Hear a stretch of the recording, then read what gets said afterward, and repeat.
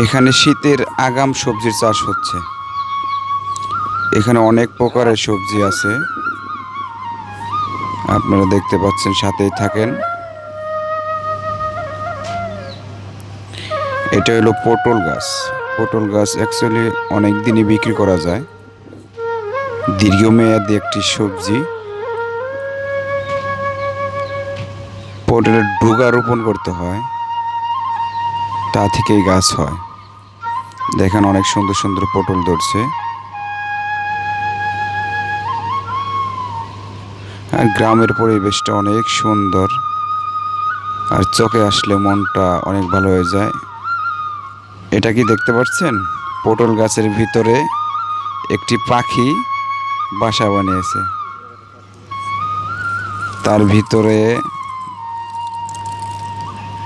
একটা ছানাও দেখা যাচ্ছে।